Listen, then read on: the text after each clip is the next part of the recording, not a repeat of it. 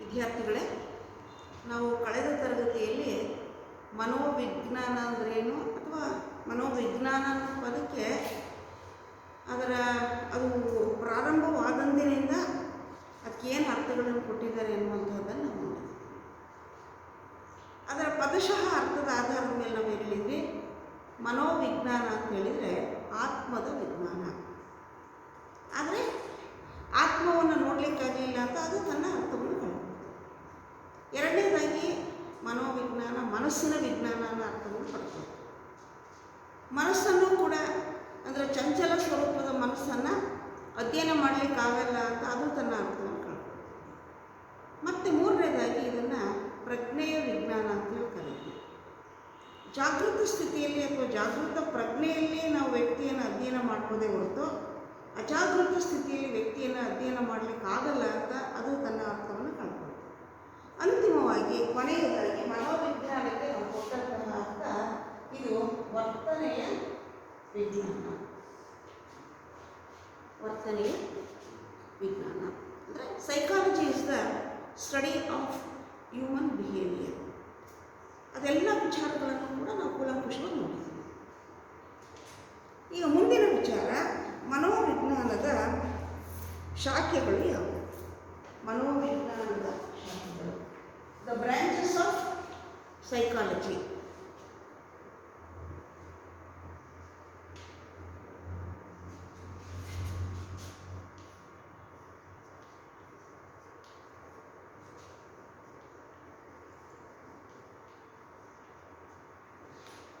ಮನೋವಿಜ್ಞಾನದ ವಿವಿಧ ಶಾಖೆಗಳು ಯಾವ್ಯಾವು ಅಂತ ನೋಡೋಣ. ಮೊದಲನೇದು ಶುದ್ಧ ಮನೋವಿಜ್ಞಾನ, ಪ್ಯೂರ್ ಸೈಕಾಲಜಿ ಅಂತ ಕರೀತೀವಿ ಇದನ್ನು.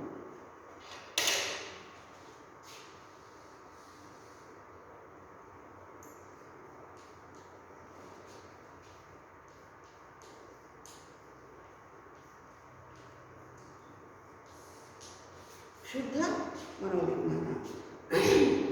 ಶುದ್ಧ ಮನೋವಿಜ್ಞಾನ ಅಂದ್ರೇನು ಅಂದರೆ, ಈ ಶುದ್ಧ ಮನೋವಿಜ್ಞಾನದಲ್ಲಿ ನಾವೇನು ಮಾಡ್ತೀವಿ, ಮನೋವಿಜ್ಞಾನದ ಮೂಲ ತತ್ವಗಳನ್ನು ಕುರಿತು ಅಧ್ಯಯನ ಮಾಡ್ತೀವಿ. ಮನೋವಿಜ್ಞಾನದ ಮೂಲ ತತ್ವಗಳನ್ನು ಕುರಿತು ಅಧ್ಯಯನ ಮಾಡ್ತೀವಿ. ಮನೋವಿಜ್ಞಾನದ ಮೂಲ ತತ್ವಗಳು ಅಂದರೆ ವರ್ತನೆಗೆ ಸಂಬಂಧಿಸಿದ ಏನು, ಏಕೆ ಮತ್ತು ಹೇಗೆ.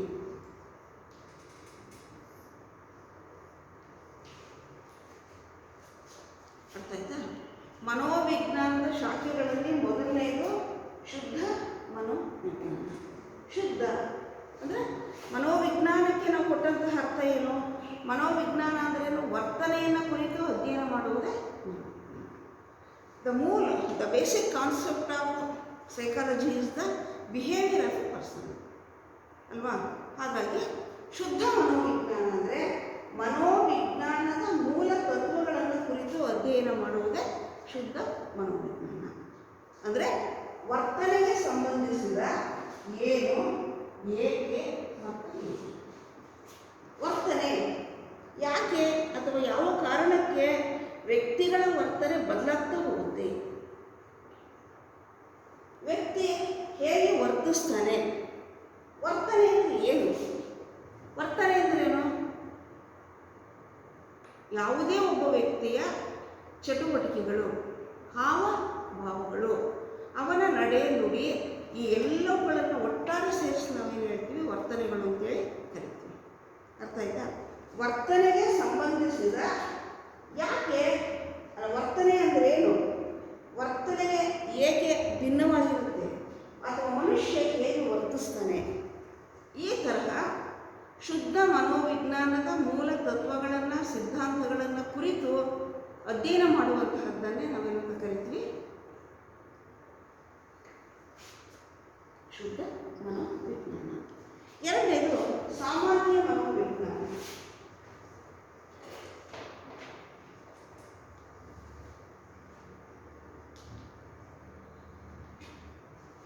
ಸಾಮಾನ್ಯ ಮನೋವಿಜ್ಞಾನ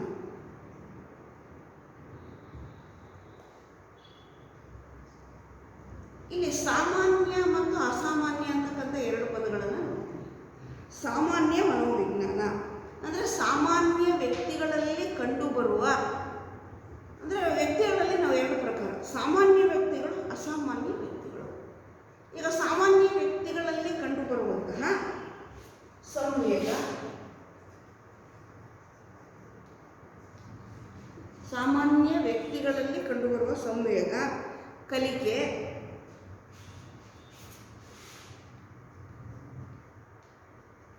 ಪ್ರಚೋದನೆ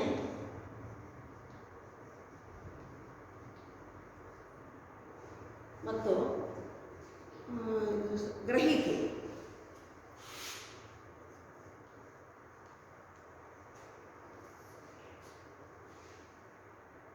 ಈಗ ಎರಡನೇ ಶಾಖೆ ಸಾಮಾನ್ಯ ಮನೋವಿಜ್ಞಾನ. ಅಂದರೆ ವ್ಯಕ್ತಿಗಳಲ್ಲಿ ಸಾಮಾನ್ಯ ವ್ಯಕ್ತಿಗಳನ್ನು ನಾವು ನೋಡ್ತೀವಿ, ಅಸಾಮಾನ್ಯ ವ್ಯಕ್ತಿಗಳನ್ನು ನೋಡ್ತೀವಿ. ಸಾಮಾನ್ಯ ವ್ಯಕ್ತಿಗಳು ಅಂದರೆ ಯಾರು?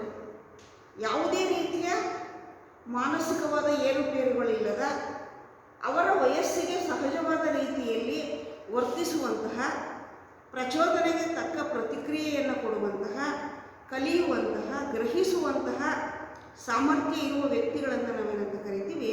ಸಾಮಾನ್ಯ ವ್ಯಕ್ತಿಗಳು ಅಂತೇಳಿ ಕರಿತೀವಿ.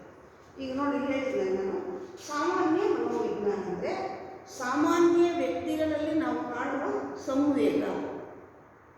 ಸಂವೇಗ ಅಂದರೆ ಪ್ರತ್ಯಕ್ಷ ಅನುಭವ, ಪ್ರಚೋದನೆ, ಕಲಿಕೆ, ಗ್ರಹಿಕೆ, ಇವನ್ನೆಲ್ಲ ನಾವೇನಂತ ಕರಿತೀವಿ? ಮಾನಸಿಕ ಕ್ರಿಯೆಗಳು ಅಂತ ಕರಿತೀವಿ. ಸಂವೇಗ ಅಥವಾ ಸಂವೇದನೆ ಅಂತ ಕೇಳಿದ್ದೀರಾ? ನೀವು ಕೂತಿರ್ತೀರಪ್ಪ, ಸುಮ್ಮನೆ ಆರಾಮಾಗಿ ಕೂತಿರ್ತೀರ, ಹಿಂದುಗಡೆಯಿಂದ ಯಾರೋ ಬಂದು ನಿಮ್ಗೆ ಪಿನ್ ತಾನು ಚುಚ್ತಾರೆ. ಆಗ ನಿಮ್ಮ ಪ್ರತಿಕ್ರಿಯೆ ಏನು ಮಾಡ್ತೀರಿ? ನೀವು ಯಾರೋ ಚುಚ್ಚಿದ್ರು ಅಂತೀರ. ತಕ್ಷಣ ನೀವು ಯಾರನ್ನ ನೋಡ್ದಂಗೆ ಗಮನಿಸ್ದಂಗೆ ಕೂತಿರ್ತೀರ, ಯಾರೋ ಬಂದು ತುಂಬ ಸುಡುವಂಥ ಬಿಸಿನೀರನ್ನು ಹಾಕ್ತಾರೆ. ಆವಾಗ ಅಂತ ಕಿರ್ಚಲ್ವ ನೀವು? ಅದನ್ನು ನಾವೇನಂತ ಕರಿತೀವಿ? ಸಂವೇದನೆ. ಹೌದಲ್ವ?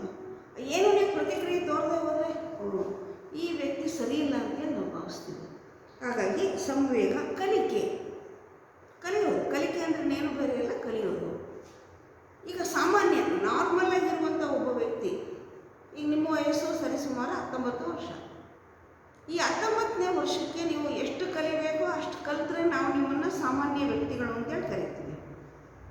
ಈಗ 19ನೇ ವಯಸ್ಸಿಗೆ ನಾವೇನೋ ನಿಮಗೆ ಕಲಿಸ್ತಾ ಹೋಗ್ತೀವಿ, ನೀವು ಕಲಿಯಲ್ಲ. ನಾವೇನಂತೀವಿ? ಇವ್ನಿಗೆ ಯಾಕೋ ಮಾನಸಿಕವಾದ ಬೆಳವಣಿಗೆ ಚೆನ್ನಾಗಿ ಆಗಿಲ್ಲ ಅಂತ ಕರಿತೀವಿ. ಅಭಿಪ್ರೇರಣೆ ಅಥವಾ ಪ್ರಚೋದನೆ ಅಥವಾ ಪ್ರೇರಣೆ ಅಥವಾ ಪ್ರೋತ್ಸಾಹ. ಮತ್ತು ಗ್ರಹಿಕೆ. ಈಗ ನಾವು ಮಕ್ಕಳಿಗೆ ವಿಷಯಗಳನ್ನು ಕಲಿಸ್ತಾ ಹೋದಾಗ ಮಕ್ಕಳೇನು ಮಾಡ್ತಾರೆ? ಅದು ಗ್ರಹಿಸ್ತಾ ಹೋಗ್ತಾನೆ. ಗ್ರಹಿಸ್ತೀರ. ನಾವು ಪಾಠ ಮಾಡ್ತಾ ಹೋದಾಗೆ ನಿಮ್ಮ ಗ್ರಹಿಕೆ ಸಾಮರ್ಥ್ಯ ತುಂಬ ಚೆನ್ನಾಗಿತ್ತು ಅಂದರೆ ನಾವೇನು ಹೇಳ್ತೀವಿ? ವಿದ್ಯಾರ್ಥಿ ಪರವಾಗಿಲ್ಲ, ಅವನು ವಯಸ್ಸಿಗೆ ತಕ್ಕ ಕಲಿತಾನೆ ಅಂತೇಳಿ ಹೇಳ್ತೀವಿ. ನಾವು ಏನಿದ್ದೀನಿ ಎಷ್ಟು ಹೇಳಿದ್ರು ನಿಮಗೆ ಗ್ರಹಿಸ್ಲಿಕ್ಕೆ ತುಂಬ ಕಷ್ಟವಾದಾಗ ನಾವೇನಂತೀವಿ? ಇವನಿಗೆ ಬುದ್ಧಿ ಬೆಳವಣಿಗೆ ಆಗಿಲ್ಲ, ನರ ದೌರ್ಬಲ್ಯ ಇರ್ಬೋದು, ಇವನು ಸ್ವಲ್ಪ ಸಾಮಾನ್ಯ ವಿದ್ಯಾರ್ಥಿಗಿಂತ ಕಡಿಮೆ ಮಟ್ಟದ ಬುದ್ಧಿಶಕ್ತಿಯನ್ನು ಹೊಂದಿದ್ದಾನೆ. ಈ ಸಾಮಾನ್ಯ ವ್ಯಕ್ತಿಗಳಲ್ಲಿ ನಾವು ಕಾಣುವಂತಹ ಸಂವೇಗ, ಕಲಿಕೆ, ಗ್ರಹಿಕೆ, ಪ್ರಚೋದನೆ ಈ ಎಲ್ಲವುಗಳನ್ನು ಕುರಿತು ಅಧ್ಯಯನ ಮಾಡುವಂತಹದ್ದನ್ನೇ ನಾವು ಅಂತ ಕರಿತೀವಿ ಸಾಮಾನ್ಯ ಮನೋವಿಜ್ಞಾನ. ಈ ಸಾಮಾನ್ಯ ಮನೋವಿಜ್ಞಾನದ ನಂತರ ಮುಂದಿನ ಶಾಖೆ ಯಾವುದು ಅಂತ ಹೇಳಿದರೆ ಅಸಾಮಾನ್ಯ ಅಥವಾ ಅಪಸಾಮಾನ್ಯ ಮನೋವಿಜ್ಞಾನ. ಮೂರನೇದು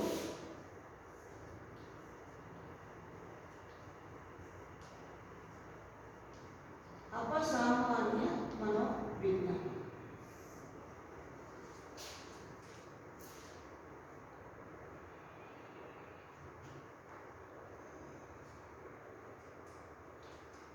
ಅಪಸಾಮಾನ್ಯ ಮನೋವಿಜ್ಞಾನಿಗಳು ಅಂತ ಹೇಳಿದರೆ ಸಾಮಾನ್ಯ ವ್ಯಕ್ತಿಗಳಿಗಿಂತ ಭಿನ್ನವಾಗಿರುವ ವ್ಯಕ್ತಿತ್ವವನ್ನು ಹೊಂದಿರುವಂತಹ, ಸಾಮಾನ್ಯ ವ್ಯಕ್ತಿಗಳಿಗಿಂತ ಭಿನ್ನವಾದ ವ್ಯಕ್ತಿತ್ವವನ್ನು ಹೊಂದಿರುವಂತಹ.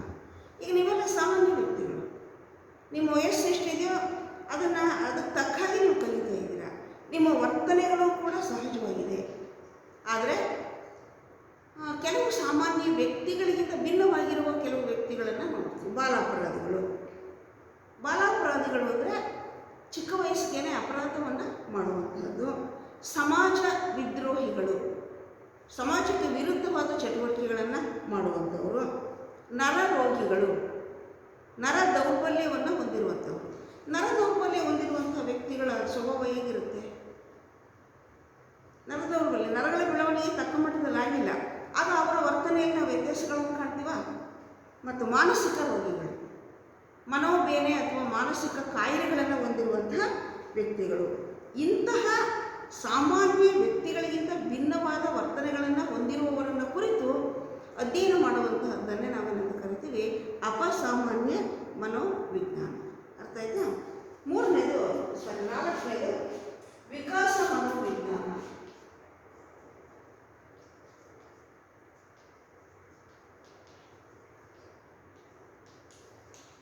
ವಿಕಾಸ ಮನೋವಿಜ್ಞಾನ ಇದು ವ್ಯಕ್ತಿಯ ವಿಕಾಸದ ವಿವಿಧ ಹಂತಗಳನ್ನು ಅಧ್ಯಯನ ಮಾಡುತ್ತೆ.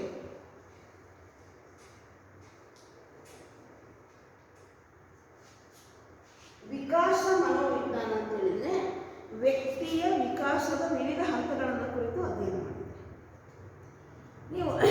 ನಿಮಗಿನ್ನೂ ಬಹುಶಃ ಗೊತ್ತಿಲ್ಲ ಅನಿಸುತ್ತೆ. ಬೆಳವಣಿಗೆ ಮತ್ತು ವಿಕಾಸದ ಹಂತಗಳು, ವಿವಿಧ ಹಂತಗಳಲ್ಲಿ ಯಾವುದೇ ಒಬ್ಬ ವ್ಯಕ್ತಿಯಲ್ಲಿ ನಾವು ಬೆಳವಣಿಗೆ ಮತ್ತು ವಿಕಾಸವನ್ನು ನೋಡ್ತಾ ಹೋಗ್ತೀವಿ. ಯಾವ್ಯಾವುದದು? ದೈಹಿಕ ಬೆಳವಣಿಗೆ, ಮಾನಸಿಕ ಬೆಳವಣಿಗೆ, ಸಾಮಾಜಿಕ ಬೆಳವಣಿಗೆ, ನೈತಿಕ ಬೆಳವಣಿಗೆ, ಭಾಷಾ ಬೆಳವಣಿಗೆ, ಆಧ್ಯಾತ್ಮಿಕ ಬೆಳವಣಿಗೆ. ಹುಟ್ಟಿದ ಮಗು ಅದು ಕಾಲಕ್ರಮೇಣ ಬೆಳೀತಾ ಬೆಳೀತಾ ಬೆಳೀತಾ ಹೋದ ಹಾಗೆ ಆ ಮಗುವಿನ ಬೆಳವಣಿಗೆಯಲ್ಲಿ ನಾವು ಸಾಕಷ್ಟು ಪರಿವರ್ತನೆ ಅಥವಾ ಬದಲಾವಣೆಯನ್ನು ಕಾಣ್ತೀವಿ. ಈಗ 2ನೇ ತರಗತಿಯಲ್ಲಿ ಓದ್ತಕ್ಕಂತಹ ಮಗು 5ನೇ ತರಗತಿಗೆ ಬಂದಾಗ ಅದರ ವರ್ತನೆಯಲ್ಲಿ ನಾವು ವ್ಯತ್ಯಾಸಗಳನ್ನು ಕಾಣ್ತೀವೋ ಇಲ್ಲ? ಕಾಣ್ತೀವಿ. ಅದರ ಚಟುವಟಿಕೆಗಳು, ವರ್ತನೆಗಳು, ನಡೆ ನುಡಿಯಲ್ಲಿ ನಾವು ಬಹಳಷ್ಟು ಬದಲಾವಣೆಯನ್ನು ಕಾಣ್ತೀವಿ. ಅದನ್ನು ನಾವೇನಂತ ಕರಿತೀವಿ? ಮಗುವಿನಲ್ಲಿ ದೇಹದ ಬೆಳವಣಿಗೆಯ ಜೊತೆಗೆ ವಿಕಾಸನೂ ಕೂಡ ಆಗಿದೆ ಅಂತ ಹೇಳ್ತೀವಿ. ಅರ್ಥ ಆಯ್ತಾ? ಹೀಗೆ ಈ ವಿಕಾಸದ ವಿವಿಧ ಹಂತಗಳು ಅಂದರೆ ಅದರ ಹಂತಗಳ್ಯಾವು? ಶೈಶವಾವಸ್ಥೆ, ಬಾಲ್ಯಾವಸ್ಥೆ, ಯೌವನಾವಸ್ಥೆ ಮತ್ತು ಪ್ರೌಢಾವಸ್ಥೆ. ಈ 4 ಹಂತಗಳಲ್ಲಿ ನಾವು ಯಾವುದೇ ಒಬ್ಬ ವ್ಯಕ್ತಿಯ ಬೆಳವಣಿಗೆ ಮತ್ತು ವಿಕಾಸಗಳನ್ನು ಕಾಣ್ತೀವಿ. ಈ ಶೈಶವ, ಬಾಲ್ಯ, ಯೌವನ ಮತ್ತು ಪ್ರೌಢಾವಸ್ಥೆಯಲ್ಲಿ ದೈಹಿಕ, ಮಾನಸಿಕ, ಸಾಮಾಜಿಕ, ಭಾಷೆ, ಆಧ್ಯಾತ್ಮಿಕ ಬೆಳವಣಿಗೆಗಳು ಹೇಗಾಯಿತು ಅನ್ನೋದನ್ನು ಕುರಿತು ಅಧ್ಯಯನ ಮಾಡುವಂತಹದ್ದನ್ನೇ ನಾವೇನಂತ ಕರಿತೀವಿ? ವಿಕಾಸ ಮನೋವಿಜ್ಞಾನ. ಅರ್ಥ ಆಯ್ತಾ?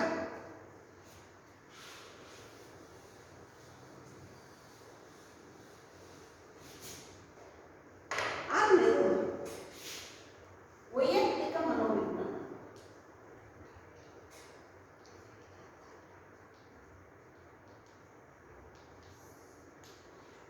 ವೈಯಕ್ತಿಕ ಮನೋವಿಜ್ಞಾನ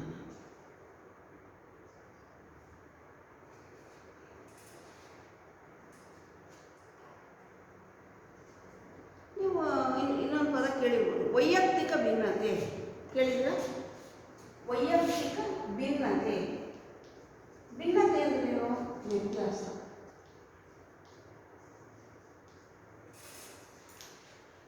ಭಿನ್ನತೆ ಅಂದ್ರೇನು? ವ್ಯತ್ಯಾಸ. ಈಗ ಒಂದು ತರಗತಿಯಲ್ಲಿ 10 ಜನ ಮಕ್ಕಳಿದ್ದಾರೆ ಅಂತ ಇಟ್ಕೊಳ್ಳಿ.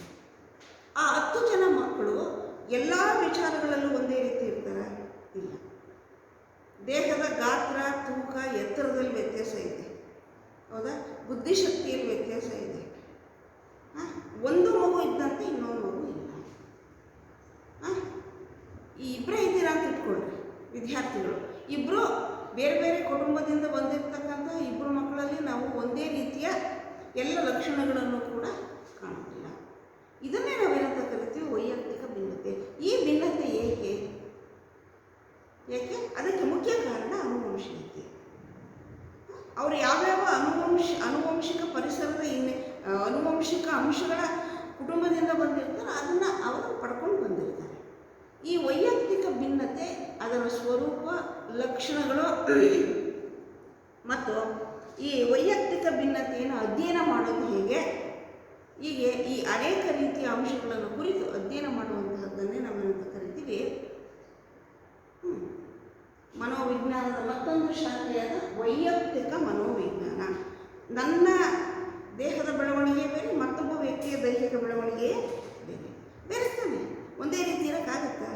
ಬಣ್ಣ, ಕೂದಲಿನ ರಚನೆ, ಹಲ್ಲು, ಹುಬ್ಬು, ಕಣ್ಣು, ಕಿವಿ, ಮೂಗು ಎಲ್ಲದರಲ್ಲೂ ವ್ಯಕ್ತಿಯಿಂದ ಭಿನ್ನವಾಗ್ತಾ ಹೋಗ್ತಾನೆ. ಈ ಭಿನ್ನತೆಗಳ ಸ್ವರೂಪವನ್ನು, ಅದಕ್ಕೆ ಕಾರಣವಾದ ಅಂಶಗಳನ್ನು ಅವನ್ನೆಲ್ಲ ಕುರಿತು ಅಧ್ಯಯನ ಮಾಡುವಂತಹದ್ದನ್ನೇ ನಾವು ವೈಯಕ್ತಿಕ ಭಿನ್ನತೆಯ ಮನೋವಿಜ್ಞಾನ ಅಂತೇಳಿ ಕರಿತೀವಿ. ನೆಕ್ಸ್ಟು ಸಾಮಾಜಿಕ ಮನೋವಿಜ್ಞಾನ.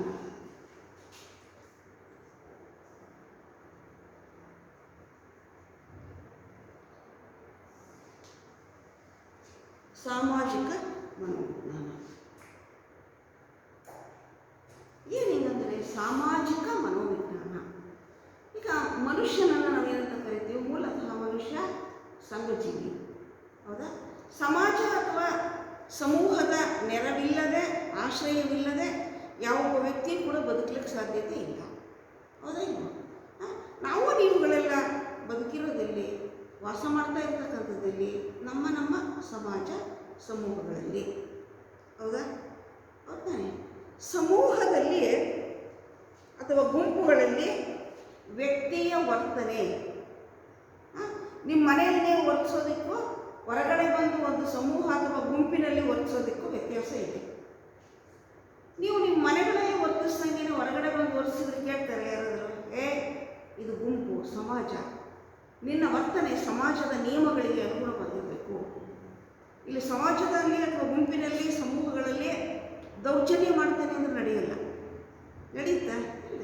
ಯಾಕೆಂದರೆ ಸಮಾಜಕ್ಕೆ ತನ್ನದೇ ಆದ ಕಾನೂನು ಮತ್ತು ಕಟ್ಟುಪಾಡುಗಳಿದೆ, ಹೌದಿಲ್ವಾ?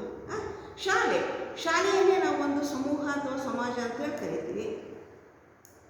ಶಾಲೆಗೆ ಬಂದು ನಾನು ಕ್ಲಾಸ್ಗೆ ಅಟೆಂಡ್ ಆಗಲ್ಲ, ನಾನು ಇಲ್ಲೇ ಆಟ ಆಡ್ತೀನಿ, ಪರೀಕ್ಷೆ ಬರೆಯಲ್ಲ, ಗಲಾಟೆ ಮಾಡ್ತೀನಿ ಎಂದು ಕೇಳ್ತಾರೆ, ಹಿಡಿದು ಪೊಲೀಸಿಗೆ ಕೊಡ್ತಾರೆ. ಯಾಕೆಂದರೆ ಈ ಶಾಲೆ ಅಂತಕ್ಕಂಥದ್ದು ಒಂದು ಪುಟ್ಟ ಸಮಾಜ.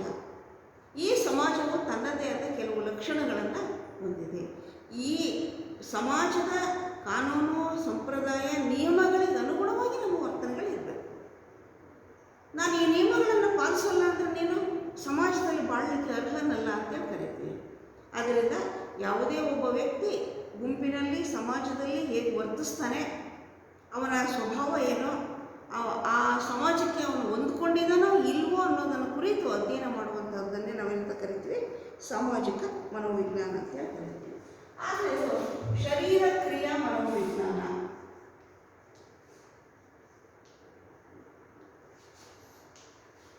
ಶರೀರ ಕ್ರಿಯಾ ಮನೋವಿಜ್ಞಾನ. ಶರೀರ ಅಂದರೆ ದೇಹ, ಏನು ಬೇರೆ. ಯಾವುದೇ ಒಬ್ಬ ವ್ಯಕ್ತಿಯ ಬೆಳವಣಿಗೆಯಲ್ಲಿ ನಾವು ಮುಖ್ಯವಾಗಿ ಎರಡು ಅಂಶಗಳನ್ನು ಗುರುತಿಸ್ತೀವಿ. ಒಂದು ದೈಹಿಕ ಬೆಳವಣಿಗೆ, ಮತ್ತೊಂದು ಮಾನಸಿಕವಾದ ಬೆಳವಣಿಗೆ, ಹೌದಾ ಇಲ್ಲ? ದೈಹಿಕ ಬೆಳವಣಿಗೆ ಅಂದರೆ ದೇಹದ ಎತ್ತರ, ತೂಕ, ಗಾತ್ರಗಳಲ್ಲಿ ಆಗುವಂತಹ ಬೆಳವಣಿಗೆ. ಈಗ ಹುಟ್ಟಿದ ಮಗು ಹುಟ್ಟಿದ ಹಾಗೇನೇ ಇರಲ್ಲ, ಹಾಗೆ ಇರುತ್ತಾ? ಇಲ್ಲ. ದಿನೇ ಒಂದೊಂದು ದಿನ ಕಳೆದಾಗೆ ಅದರ ದೈಹಿಕ ರಚನೆ ಅಥವಾ ಸ್ವರೂಪದಲ್ಲಿ ಬದಲಾವಣೆಗಳಾಗ್ತಾ ಹೋಗುತ್ತೆ, ಹೌದಾ? ಹಾಗೆಯೇ ಮಾನಸಿಕ ಬೆಳವಣಿಗೆ. ಏನು ಮಾನಸಿಕ ಬೆಳವಣಿಗೆ ಅಂತ ಹೇಳಿದರೆ, ಹೇಳಿದ್ನಲ್ಲ ನಾನು, ಸಂವೇದನೆ, ಗ್ರಹಿಕೆ, ಅರಿವು, ಕಲಿಕೆ, ಅಭಿಪ್ರೇರಣೆ, ಹೀಗೆ ಆಮೇಲೆ ನರಮಂಡಲದ ಕಾರ್ಯವಿಧಾನಗಳು, ನರಮಂಡಲದ ಮೂಲ ಲಕ್ಷಣಗಳು ಮತ್ತು ಬಾಹ್ಯ ಜಗತ್ತಿನ ಸುದ್ದಿ ಸಂಗತಿಗಳನ್ನು ಮನುಷ್ಯ ಹೇಗೆ ಪಡಿತಾನೆ, ಸ್ವೀಕರಿಸ್ತಾನೆ, ಹೀಗೆ ಇಂತಹ ಅನೇಕ ಅಂಶಗಳನ್ನು ಕುರಿತು ಅಧ್ಯಯನ ಮಾಡುವಂಥದ್ದನ್ನೇ ನಾವೇನಂತ ಕರಿತೀವಿ, ಶರೀರ ಕ್ರಿಯಾ ಮನೋವಿಜ್ಞಾನ. ಶರೀರ ಅಂದರೆ ಏನು ಬೇರೆ ಅಲ್ಲ, ದೇಹ ಹೇಗೆ ರಚನೆಯಾಗಿದೆ, ಅದು ಅವನ ದೈಹಿಕ ಬೆಳವಣಿಗೆ ಯಾವ ರೀತಿ ಆಗಿದೆ, ಆ ವ್ಯಕ್ತಿಯ ದೇಹದ ಒಳಗಿನ ನರಮಂಡಲಗಳು ಹೇಗೆ ಕಾರ್ಯನಿರ್ವಹಿಸ್ತಾ ಇದೆ, ಅವು ಆ ವಯಸ್ಸಿಗೆ ಸರಿಯಾಗಿ ಬೆಳವಣಿಗೆ ಆಗಿದೆಯೋ ಇಲ್ವೋ, ಮಿದುಳಿನ ಬೆಳವಣಿಗೆ, ಆಮೇಲೆ ಸಂವೇದನೆ,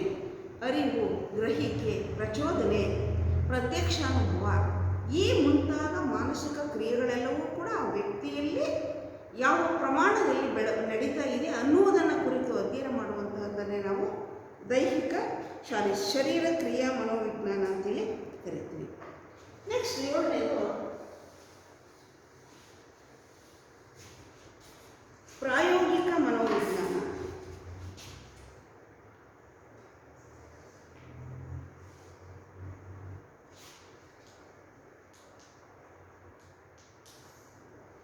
ಪ್ರಾಯೋಗಿಕ ಮನೋವಿಜ್ಞಾನ.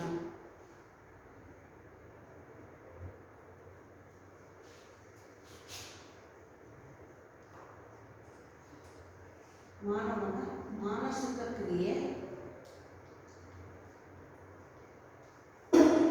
ಮಾನವನ ಅಥವಾ ಮನುಷ್ಯನ ಮಾನಸಿಕ ಕ್ರಿಯೆ, ವರ್ತನೆಗಳನ್ನು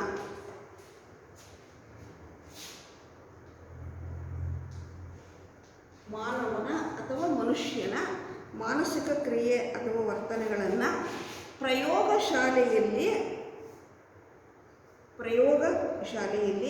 ವೈಜ್ಞಾನಿಕ ಪ್ರಯೋಗಗಳ ಮೂಲಕ ಅಧ್ಯಯನ ಮಾಡುವಂತಹದ್ದನ್ನೇ ನಾವೇನಂತ ಕರಿತೀವಿ? ಪ್ರಾಯೋಗಿಕ ಮನೋವಿಜ್ಞಾನ.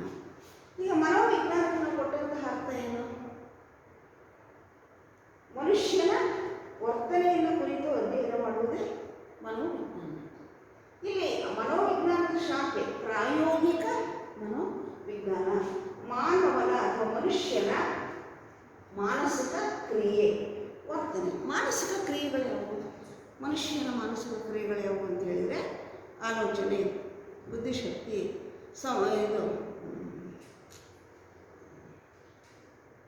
ಈ ಆಲೋಚನೆ, ಬುದ್ಧಿಶಕ್ತಿ, ವಿಮರ್ಶೆ, ಈ ಎಲ್ಲ ಚಟುವಟಿಕೆಗಳನ್ನು ನಾವೇನಂತ ಕರಿತೀವಿ?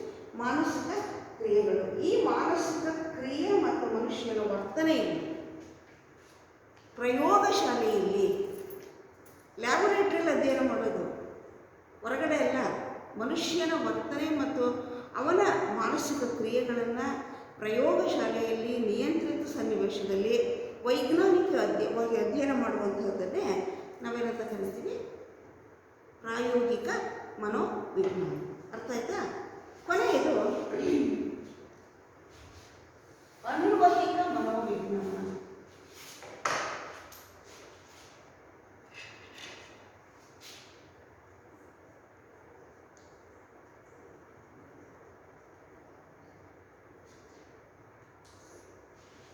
ಅನ್ವಯಿಕ ಮನೋವಿಜ್ಞಾನ.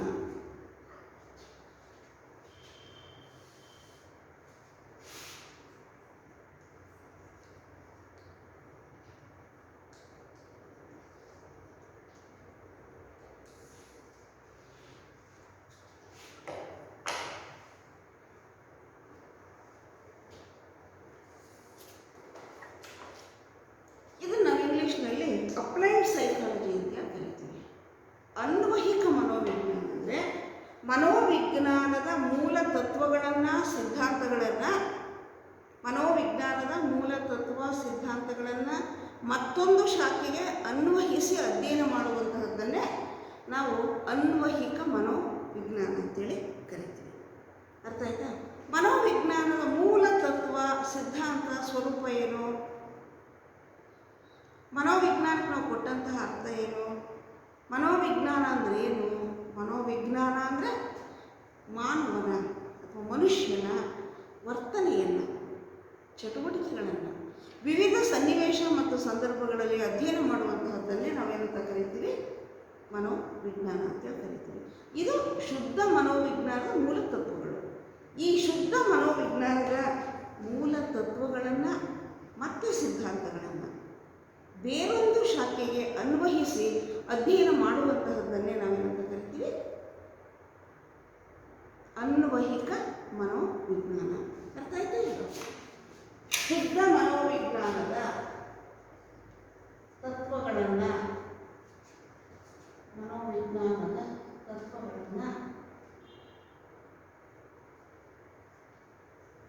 ಸಿದ್ಧಾಂತಗಳನ್ನು ಮತ್ತೊಂದು ಶಾಖೆಗೆ, ಮತ್ತೊಂದು ಕ್ಷೇತ್ರಕ್ಕೆ ಅನ್ವಯಿಸಿ ಅಧ್ಯಯನ ಮಾಡುವಂಥದ್ದನ್ನೇ ನಾವು ಕರಿತೀವಿ ಅನ್ವಯಿಕ ಮನೋವಿಜ್ಞಾನ. ಯಾವ್ಯಾವ ಬರುತ್ತೆ ಅದರಲ್ಲಿ? ಅದರಲ್ಲಿ ಮುಖ್ಯವಾಗಿ 3 ಪ್ರಕಾರಗಳು ಬರುತ್ತೆ. ಒಂದು ಶೈಕ್ಷಣಿಕ ಮನೋವಿಜ್ಞಾನ. ಇದರಲ್ಲಿ ಅನ್ವಯಿಕ ಮನೋವಿಜ್ಞಾನದಲ್ಲಿ ಮತ್ತೆ 3 ಪ್ರಕಾರಗಳನ್ನು ನಾವು ಕಾಣ್ತೀವಿ. ಶೈಕ್ಷಣಿಕ ಮನೋವಿಜ್ಞಾನ, ಮತ್ತು ಚಿಕಿತ್ಸಾ ಮನೋವಿಜ್ಞಾನ, ಮೂರನೇದು ಔದ್ಯೋಗಿಕ ಮನೋವಿಜ್ಞಾನ.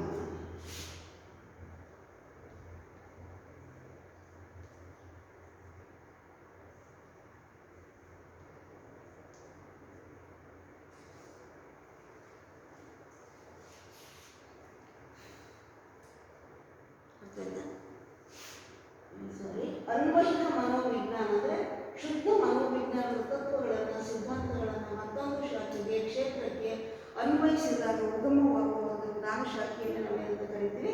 ಅನ್ವಯಿಕ ಮನೋವಿಜ್ಞಾನ. ಅದರಲ್ಲಿ ಮೊದಲನೇದು ಶೈಕ್ಷಣಿಕ ಮನೋವಿಜ್ಞಾನ ಅಥವಾ ಶಿಕ್ಷಣದ ಮನೋವಿಜ್ಞಾನ. ಶಿಕ್ಷಣದ ಮನೋವಿಜ್ಞಾನ ಅಂದರೆ ಶಿಕ್ಷಣ ಕ್ಷೇತ್ರಕ್ಕೆ ನಾವೇನು ಮಾಡ್ತೀವಿ? ಮನೋವಿಜ್ಞಾನದ ತತ್ವಗಳನ್ನು, ಸಿದ್ಧಾಂತಗಳನ್ನು ಅನ್ವಯಿಸ್ಕೊಳ್ತೀವಿ. ಮನೋವಿಜ್ಞಾನ ಅಂದ್ರೇನು? ವರ್ತನೆಯನ್ನು ಕುರಿತು ಅಧ್ಯಯನ ಮಾಡುವಂಥದ್ದು. ಅದನ್ನು ಶಿಕ್ಷಣ ಕ್ಷೇತ್ರಕ್ಕೆ ಅನ್ವಯಿಸಿದಾಗ ಶಿಕ್ಷಣ ಕ್ಷೇತ್ರದಲ್ಲಿ ಬರುವಂಥ ಮನುಷ್ಯರು, ಮಾನವರು ಯಾರು ಅಂದರೆ ವಿದ್ಯಾರ್ಥಿಗಳು ಅಲ್ವಾ? ಶಿಕ್ಷಣ ಕ್ಷೇತ್ರದಲ್ಲಿ ಬರುವಂತಹ ವ್ಯಕ್ತಿಗಳು ಯಾರು? ಮುಖ್ಯವಾಗಿ ಇಬ್ಬರು, ಒಬ್ಬ ಶಿಕ್ಷಕ, ಮತ್ತೊಂದು ವಿದ್ಯಾರ್ಥಿ, ಮತ್ತೊಂದು ಇತರೆ ಕಚೇರಿ ಸಿಬ್ಬಂದಿಗಳು. ಈ ಎಲ್ಲ ವ್ಯಕ್ತಿಗಳ ವರ್ತನೆಯನ್ನು ಕುರಿತು ಅಧ್ಯಯನ ಮಾಡುವಂತಹದ್ದನ್ನೇ ನಾವೇನಂತ ಕರಿತೀವಿ? ಶೈಕ್ಷಣಿಕ ಮನೋವಿಜ್ಞಾನ. ಅದರಲ್ಲಿ ವಿಶೇಷವಾಗಿ ಶಿಕ್ಷಕ ಮತ್ತು ವಿದ್ಯಾರ್ಥಿಗಳ ವರ್ತನೆ, ಚಟುವಟಿಕೆಗಳನ್ನು ಕುರಿತು ಅಧ್ಯಯನ ಮಾಡುವಂತಹದ್ದನ್ನೇ ನಾವೇನಂತ ಕರಿತೀವಿ? ಶೈಕ್ಷಣಿಕ ಮನೋವಿಜ್ಞಾನ. ಎರಡನೇದು ಚಿಕಿತ್ಸಾ ಮನೋವಿಜ್ಞಾನ. ಚಿಕಿತ್ಸೆ ಅಂತ ಗೊತ್ತು ನಿಮಗೆ, ಟ್ರೀಟ್ಮೆಂಟ್ ಅಂತ ಕರಿತೀವಿ ನಾವು. ನಾವು ಟ್ರೀಟ್ಮೆಂಟ್ ಯಾರಿಗೆ ಕೊಡ್ತೀವಿ? ಚಿಕಿತ್ಸೆಯನ್ನು ಯಾರಿಗೆ ಕೊಡ್ತೀವಿ? ರೋಗಿಗಳಿಗೆ ಕೊಡ್ತೀವಿ. ಒಂದು ದೇಹಕ್ಕೆ ಕಾಯಿಲೆ ಆದರೆ ದೈಹಿಕ ರೋಗಿಗಳಿಗೆ ಚಿಕಿತ್ಸೆಯನ್ನು ಕೊಡ್ತೀವಿ, ಮತ್ತೊಂದು ಮನೋಬೇನೆಗೆ ಚಿಕಿತ್ಸೆಯನ್ನು ಕೊಡ್ತೀವಿ. ಹಿಂದೆ ನಾನು ಹೇಳಿದೆ ನಿಮಗೆ ಸಾಮಾನ್ಯ ಮನೋವಿಜ್ಞಾನ ಮತ್ತು ಅಪಸಾಮಾನ್ಯ ಮನೋವಿಜ್ಞಾನ. ಸಾಮಾನ್ಯ ಮನೋವಿಜ್ಞಾನದಲ್ಲಿ ಚಿಕಿತ್ಸೆ ಕೊಡೋದು ಬರಲ್ಲ, ವಯಸ್ಸಿಗೆ ತಕ್ಕಂತೆ ಅವ್ರು ಕಲಿತಾ ಹೋಗ್ತಾರೆ. ಅಪಸಾಮಾನ್ಯ, ಅಸಾಮಾನ್ಯ ವ್ಯಕ್ತಿಗಳು ಅಂದರೆ ಯಾರು? ದೈಹಿಕವಾಗಿ ಸಾಮಾನ್ಯ ವ್ಯಕ್ತಿಗಳಿಗಿಂತ ಭಿನ್ನವಾಗಿ ವಯಸ್ಸಿಗೆ ಸರಿಯಾಗಿ ಕಲಿಯದೇ ಇದ್ದಾಗ ಏನಾಗುತ್ತೆ? ಅದನ್ನು ನಾವೇನಂತ ಕರಿತೀವಿ? ಅಪಸಾಮಾನ್ಯ ಮನೋವಿಜ್ಞಾನ ಅಂತ ಕರಿತೀವಿ. ಇಲ್ಲಿ ಚಿಕಿತ್ಸೆ, ಈಗ ನಾವು ತರಗತಿಯಲ್ಲಿ ಇಬ್ಬರು ವ್ಯಕ್ತಿಗಳನ್ನು ಗುರುತಿಸ್ತೀವಿ. ಇವರಿಗೆ ವಯಸ್ಸು 10 ಆದರೂ 10ನೇ ವಯಸ್ಸಿನವ್ರು ಕಲಿಯೋ ರೀತಿಯಲ್ಲಿ ಇವ್ರು ಕಲಿತಾ ಇಲ್ಲ, ಅಂದರೆ ಇವ್ರಿಗೇನೋ ಸಮಸ್ಯೆ ಇದೆ. ಯಾಕೆ ಇವ್ನು ಕಲಿಯಲ್ಲ? ಯಾಕೆಂದರೆ ಇವನಿಗೆ ಮೆದುಳಿನ ಬೆಳವಣಿಗೆ ಸರಿಯಾಗಿಲ್ಲ, ನರ ದೌರ್ಬಲ್ಯ, ಬುದ್ಧಿಶಕ್ತಿ ಕಡಿಮೆ ಇದೆ. ಆವಾಗ ಶಿಕ್ಷಕ ಏನು ಮಾಡಬೇಕು? ಅಂಥವರನ್ನು ವೈದ್ಯರ ಬಳಿ, ಮನೋವೈದ್ಯರ ಬಳಿ ಕರ್ಕೊಂಡೋಗಿ ಅವರ ಮಾನಸಿಕ ಸಮಸ್ಯೆಗೆ ತಕ್ಕಂಥ ಚಿಕಿತ್ಸೆಯನ್ನು ಕೊಡಿಸುವಂಥ ವ್ಯವಸ್ಥೆಯನ್ನು ಮಾಡಬೇಕು. ಇದನ್ನು ನಾವೇನಂತ ಕರಿತೀವಿ? ಚಿಕಿತ್ಸಾ ಮನೋವಿಜ್ಞಾನ ಅಂತ ಕರಿತೀವಿ. ಮತ್ತು ಮೂರನೇದು ಔದ್ಯೋಗಿಕ ಮನೋವಿಜ್ಞಾನ. ಔದ್ಯೋಗಿಕ ಅಂದರೆ ಯಾವುದೇ ಉದ್ಯೋಗ ಕ್ಷೇತ್ರ ನೀವು ತಗೊಳ್ಳಿ. ಉದ್ಯೋಗ ಕ್ಷೇತ್ರ ಬೇಕಾದಷ್ಟು ರೀತಿಯ ಉದ್ಯೋಗಗಳು ನಮ್ಮ ಸಮಾಜದಲ್ಲಿದೆ. ಇವಾಗ ಶಿಕ್ಷಕ ವೃತ್ತಿ ಆಗ್ಬೋದು, ಗುಮಾಸ್ತರ ವೃತ್ತಿ ಆಗ್ಬೋದು, ಇಂಜಿನಿಯರ್ ಆಗ್ಬೋದು, ವೈದ್ಯ ಆಗ್ಬೋದು, ಯಾರೇ ಆಗಲಿ. ಯಾರಿಗೆ ಈಗ ಡಾಕ್ಟ್ರ್ ಪ್ರೊಫೆಷನ್ನು, ಅವನಿಗೆ ಡಾಕ್ಟ್ರ್ ಪ್ರೊಫೆಷನ್ನಲ್ಲಿ ಆಸಕ್ತಿ ಇದ್ದರೆ ಮಾತ್ರ ತನ್ನ ವೃತ್ತಿಯನ್ನು ಸಮರ್ಪಕವಾಗಿ ಮಾಡ್ತಾನೆ. ಆಸಕ್ತಿ ಇಲ್ಲದೇ ಇದ್ದರೆ ಅವನು ಸಮರ್ಪಕವಾಗಿ ತಮ್ಮ ವೃತ್ತಿಯನ್ನು ಮಾಡಲ್ಲ. ಏಕೆಂದರೆ ನನಗೆ ಡಾಕ್ಟ್ರ್ ಆಗೋಕ್ಕೆ ಇಷ್ಟ ಇರಲಿಲ್ಲ, ನಮ್ಮ ಅಪ್ಪ ಅಮ್ಮನ ಬಲವಂತಕ್ಕೆ ನಾನು ಮೆಡಿಕಲ್ ಮಾಡಿ ಡಾಕ್ಟ್ರ್ ಆದೆ. ಆಮೇಲೆ ನನಗೆ ವೇಸ್ಟ್ ಆಗೋಕ್ಕಂತ ಸ್ವಲ್ಪನೂ ಇಷ್ಟ ಇರಲಿಲ್ಲ, ಆದರೆ ಎಲ್ಲೂ ಕೆಲಸ ಸಿಗಲಿಲ್ಲ, ಈ ಕೆಲಸಕ್ಕೆ ಬಂದು ಸೇರಿಕೊಂಡೆ ಅಂತ. ಆ ರೀತಿ ಆಸಕ್ತಿ ಇಲ್ಲದೆ ಇರೋರು ಆ ಉದ್ಯೋಗ ಮಾಡೋಕ್ಕೆ ಹೋದರೆ ಸಮರ್ಪಕವಾಗಿ ಆ ಉದ್ಯೋಗದಲ್ಲಿ ಅವರು ಯಶಸ್ಸನ್ನು ಪಡೆಯಲಿಕ್ಕಾಗಲ್ಲ. ಅದಕ್ಕೆ ಇದೇ ಇಲ್ಲಿ ನಾವೇನು ಅಧ್ಯಯನ ಮಾಡ್ತೀವಿ ಅಂತ ಹೇಳಿದರೆ, ಯಾವುದೇ ಒಬ್ಬ ವ್ಯಕ್ತಿ ಎಂತಹ ವೃತ್ತಿಯನ್ನು ಆಯ್ಕೆ ಮಾಡ್ಕೋಬೇಕು. ಎಂತಹ ವೃತ್ತಿ ಅಂದರೆ ಅವನಿಗೆ ಆಸಕ್ತಿ ಇರುವಂಥ ವೃತ್ತಿಯನ್ನು ಆಯ್ಕೆ ಮಾಡಿಕೊಂಡಾಗ, ಆ ವೃತ್ತಿಯಲ್ಲಿ ಅವನು ತೊಡಗಿಕೊಂಡಾಗ ಅಲ್ಲಿ ಅವನು ಒಂದು ಸರಿಯಾದ ನ್ಯಾಯವನ್ನು ದೊರಕಿಸಿಕೊಡಲಿಕ್ಕೆ ಸಾಧ್ಯತೆ ಆಗುತ್ತೆ.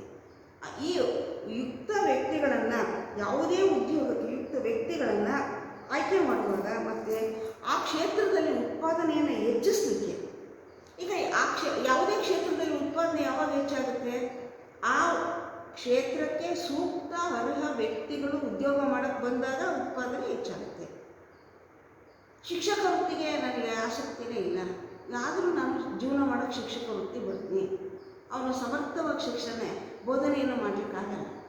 ಅಂಥ ಶಿಕ್ಷಕರ ಶಾಲೆಯಲ್ಲಿ ಒಂದು 50-60% ಇದ್ದರೆ ಆವಾಗ ಶಾಲೆಯಲ್ಲಿ ನಾವು ಒಳ್ಳೆಯ ಮಕ್ಕಳನ್ನು ತಯಾರು ಮಾಡಲಿಕ್ಕೆ, ಅದು ಶಿಕ್ಷಣ ಕ್ಷೇತ್ರ ಆಗ್ಬೋದು, ವ್ಯಾಪಾರ ಕ್ಷೇತ್ರ ಆಗ್ಬೋದು, ರಾಜಕೀಯ ಆಗ್ಬೋದು, ಯಾವುದೇ ಆಗಲಿ ಆಯಾಯ ಕ್ಷೇತ್ರದಲ್ಲಿ ಆಯಾಯ ಕ್ಷೇತ್ರದ ವೃತ್ತಿಗಳಲ್ಲಿ ಆಸಕ್ತಿ ಇರುವವರು ಮಾತ್ರ ಆ ಉದ್ಯೋಗಕ್ಕೆ ಸೇರಿಕೊಂಡಾಗ ಅವರು ತಮ್ಮ ವೃತ್ತಿಯಲ್ಲಿ ಯಶಸ್ಸನ್ನು ಕಾಣ್ತಾರೆ ಮತ್ತು ನ್ಯಾಯವನ್ನು ಒದಗಿಸ್ಕೊಡ್ತಾರೆ ಮತ್ತು ಆ ಕ್ಷೇತ್ರದಲ್ಲಿ ನಾವು ಹೆಚ್ಚಿನ ಮಟ್ಟದ ಉತ್ಪಾದನೆಯನ್ನು ಕಂಡುಕೊಳ್ಳಿಕ್ಕೆ ಸಾಧ್ಯತೆ ಆಗುತ್ತೆ. ಹೀಗೆ ಈ ಅನ್ವಯಿಕ ಮನೋವಿಜ್ಞಾನದಲ್ಲಿ ಮುಖ್ಯವಾಗಿ ನಾವು 3 ಶಾಖೆಗಳನ್ನು ನೋಡ್ತೀವಿ. ಅರ್ಥ ಆಯ್ತಾ? ಶೈಕ್ಷಣಿಕ, ಚಿಕಿತ್ಸಾ ಮತ್ತು ಔದ್ಯೋಗಿಕ. ಇವಿಷ್ಟನ್ನು ನಾವೇನಂತ ಕರಿತೀವಿ? ಮನೋವಿಜ್ಞಾನದ ವಿವಿಧ ಶಾಖೆಗಳು, the different branches of psychology. ಒಟ್ಟಾರೆ ಈ ಎಲ್ಲ ಬ್ರ್ಯಾಂಚ್ಗಳಲ್ಲೂ, ಎಲ್ಲ ಶಾಖೆಗಳಲ್ಲೂ ಕೂಡ ನಾವು ನೋಡೋದೇನೆಂದರೆ, ಆ ಎಲ್ಲ ಬ್ರ್ಯಾಂಚ್ ಅಥವಾ ಶಾಖೆಗಳಲ್ಲಿ ಅಧ್ಯಯನ ಮಾಡುವುದೇ ಆ ಕ್ಷೇತ್ರಕ್ಕೆ ಸಂಬಂಧಪಡುವಂತಹ, ಶಾಖೆಗೆ ಸಂಬಂಧಪಡುವಂತಹ ವ್ಯಕ್ತಿಯ ವರ್ತನೆಗಳನ್ನು ಕುರಿತು ಅಧ್ಯಯನ ಮಾಡ್ತೀವಿ. ಆದ್ದರಿಂದ ಅಂತಿಮವಾಗಿ ನಾವೇನು ಹೇಳ್ಬೋದು ಅಂತ ಹೇಳಿದ್ರೆ, ಮನೋವಿಜ್ಞಾನ ಮನುಷ್ಯನ, ಮಾನವನ ವರ್ತನೆಯನ್ನು ಕುರಿತು ಅಧ್ಯಯನ ಮಾಡುವಂತಹ ಒಂದು ಶಾಖೆ ಅಂತ ನಾವು ಕರಿತೀವಿ. ಇವಿಷ್ಟೂ ಕೂಡ ಮನೋವಿಜ್ಞಾನದ ಶಾಖೆಗಳು. ಇಲ್ಲಿಗೆ ಇವತ್ತಿನ ತರಗತಿ ಮುಗಿಸೋಣ. ಮತ್ತು ನಾಳೆ ನಾವು ಈ ಶೈಕ್ಷಣಿಕ ಮನೋವಿಜ್ಞಾನದ ವ್ಯಾಪ್ತಿ ಮತ್ತು ಶೈಕ್ಷಣಿಕ ಮನೋವಿಜ್ಞಾನ ಅಂದ್ರೇನು ಅನ್ನುವಂಥ ವಿಚಾರಗಳನ್ನು ನೋಡೋಣ. ಎಲ್ರಿಗೂ ಧನ್ಯವಾದ.